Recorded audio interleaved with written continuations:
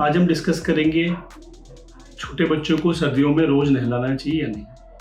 काफ़ी पेरेंट्स हमारे पास कंसर्न लेके आते हैं कि सर्दियों में क्योंकि बाहर काफ़ी ठंडक है, सुबह नहलाना चाहिए या नहीं नहलाना चाहिए, डेली नहलाना चाहिए, ऑल्टरनेट डे नहलाना चाहिए, काफ़ी क्वेश्चंस होते हैं। सो हमको ये जानना ज़रूरी है कि बेदिंग ज़रूरी होता है सफाई के लिए और हाइड्रेशन मेंटेन करने के लिए। एट द सेम टाइम हमको ये देखना है कि बाहर काफ़ी ठंडक है, पॉल्यूशन है, विंटर में एयर पॉल्यूशंस काफ़ी होते हैं, तो क्या कंसर्न्स हैं कि नहलाना चाहिए कि नहीं नहलाना चाहिए। पहले तो हमको जानना ये ज़रूरी है कि कंसर्न्स क्या हैं। छोटे बच्चों के पर्टिकुलरली लेस देन 1 ईयर जो बच्चे होते हैं उनके स्किन काफ़ी सेंसिटिव होता है। आप रोज़ नहलाओगे तो जितने नेचुरल ऑयल्स होते हैं आप उसको वॉश कर रहे हो तो आपके ड्राइनेस और सेंसिटिविटी काफ़ी बढ़ जाती है। सेकेंड होता है काफ़ी ठंडक होती है बाहर। अगर आप राइट टेम्परेचर और राइट रूम का टेम्परेचर मेंटेन नहीं किया, पानी का टेम्परेचर मेंटेन नहीं किया, तो बच्चे के चांसेस है कि बच्चा ठंडा हो सकता है।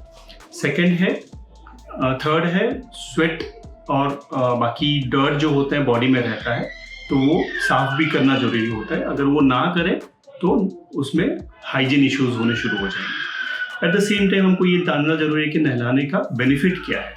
एक तो जब हम नहलाते हैं तो बच्चा काफ़ी साफ होता है, हाइजीन मेंटेन करता है, और द सेम टाइम अगर जैसे आप ऑयल मसाज कर रहे हो या उसको मॉइस्चराइज कर रहे हो तो बच्चा काफ़ी रिलैक्स फील करता है। At the same time parents के लिए भी अच्छा है क्योंकि वो बॉन्डिंग टाइम है। जब वो नहलाते हैं पेरेंट्स उसके साथ जब मसाज करते हैं तो एक पेरेंटल बॉन्डिंग बढ़ती है और बच्चा काफ़ी ब्लड सप्लाई बढ़ता है बॉडी में, स्किन में, और रिलैक्स फील करता है। जब भी आप ल्यूकवार्म वाटर से नहलाते हो और इमीडिएटली मॉइस्चराइज करते हो तो आपका मॉइस्चर रिटेंशन भी होता है rather than washing out natural oils. So आपको राइट टेक्निक अगर यूज करेंगे तो मॉइस्चर रिटेंशन होगा और बच्चे को फायदा होगा। सपोज हमको नहलाना ही है तो हमको ये जानना जरूरी है कि हम कितना फ्रिक्वेंटली नहलाएं।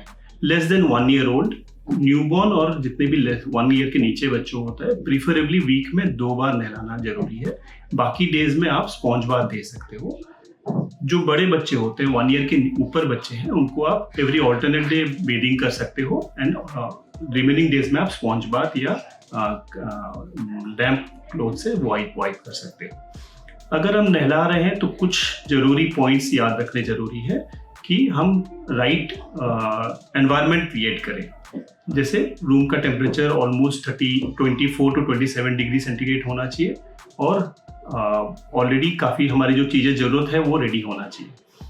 चिल्ड वेदर में जैसे पीक विंटर में प्रीफरेबली आफ्टरनून या लेट मॉर्निंग ही नहलाना चाहिए जब टेम्परेचर थोड़ा रूम का बेटर हो सकता है और मेंटेन हो सकता है।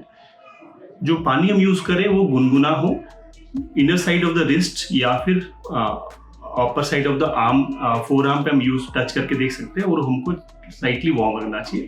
Anything between 80 to 100 degree Fahrenheit is acceptable. जब हम नहलाना शुरू करें तो इंश्योर करें कि maximum time of bathing should be less than 15 minutes. तो 5 to 10 मिनट्स में नहला सकते हैं, लेकिन 15 मिनट के अंदर नहलाने का पूरा प्रोसीजर खत्म हो जाना चाहिए।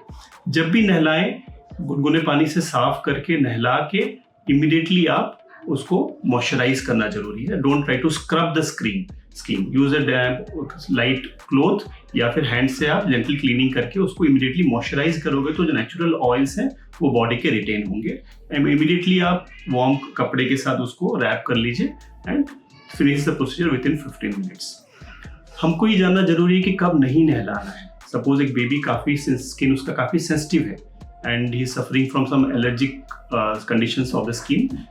जितना बार बार आप नहलाओगे उसका स्किन उतना ड्राई होगा और प्रॉब्लमेटिक होगा। डेफिनेटली आपके पीडियाट्रिशियन के साथ कंसल्ट करके फ्रीक्वेंसी कम रख सकते हैं। नहलाना जरूरी है लेकिन बच्चों को थोड़ा सा कम नहलाना जरूरी है। सपोज एक बच्चे को हाई ग्रेड फीवर है या उसको कोई सिकनेस है, डेफिनेटली दैट उस ड्यूरेशन के लिए उसको स्पॉन्ज बाथ दे सकते हैं या alternate day every 3rd day you can consider bathing. Suppose हम नहीं नहला रहे हैं तो हमारे पास दूसरे तरीके क्या है। स्पॉन्ज बेदिंग कर सकते हैं जहाँ पे आप डैम्प क्लॉथ ले सकते हैं, क्लीन क्लॉथ ले सकते हैं, गीला कपड़े से आप साफ कर सकते हैं।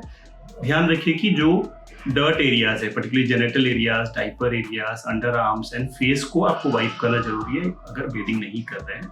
अगर आप क्लॉथ यूज नहीं करना चाहते बेबी वाइप्स यूज कर सकते हैं, बट इंश्योर करना कि जो वाइप यूज कर रहे हैं वो हाइपोएलर्जेनिक हो। सो हमको ये सब कुछ पॉइंट्स याद रख के ही कंसिडर करना चाहिए हमको बेदिंग जरूरी है या नहीं।